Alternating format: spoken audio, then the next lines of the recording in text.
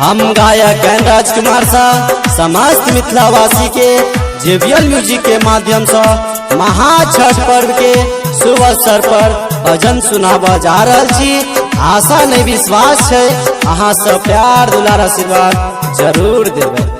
निर्धन जानै छै धनवान जानै छै, निर्धन जानै छै धनवान जानै छै, महिमा छठी मैया के पार ई जहान जानै छै, महिमा छठी मैया के पार ई जहान जानै छै। निर्धन जानै छै धनवान जानै छै, निर्धन जानै छै धनवान जानै छै, महिमा छठी मैया के पार ई जहान जानै छै, महिमा छठी मैया के पार ई जहान जानै छै।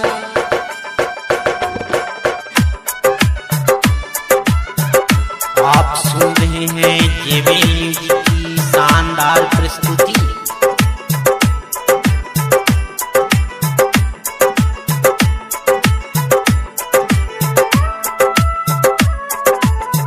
कोड़िया के काया मिलै निर्धन के धनायो, लंगरो पावै छै परवा अनरो नयन हो, अनरो नयन हो, अनरो नयन हो।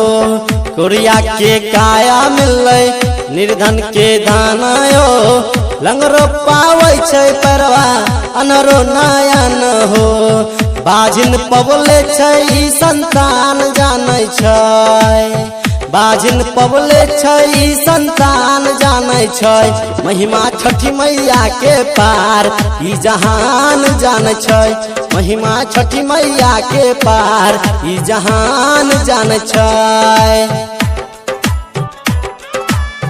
JVL music recording studio Doghra बाजार दरभंगा।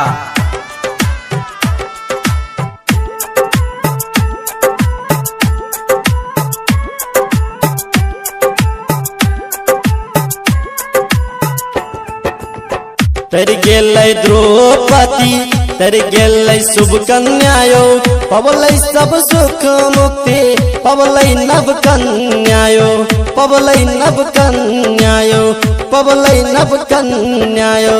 तर गेलै द्रौपदी तर गेलै शुभ कन्यायो, पबलै सब सुख मुक्ति पबलै नव कन्यायो। धरती पर हर एक इंसान जानै छै, धरती पर हर एक इंसान जानै छै, महिमा छठी मैया के पार ई जहान जानै छै, महिमा छठी मैया के पार ई जहान जानै छै।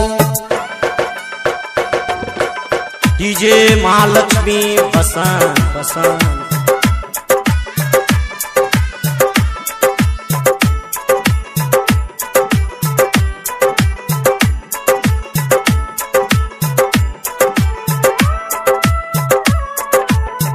राइटर नरेंद्र पेश के दुख दै छै ठहरियो, गायक राजकुमार के झोली दै छै भैरियो, झोली दै छै भैरियो, झोली दै छै भैरियो।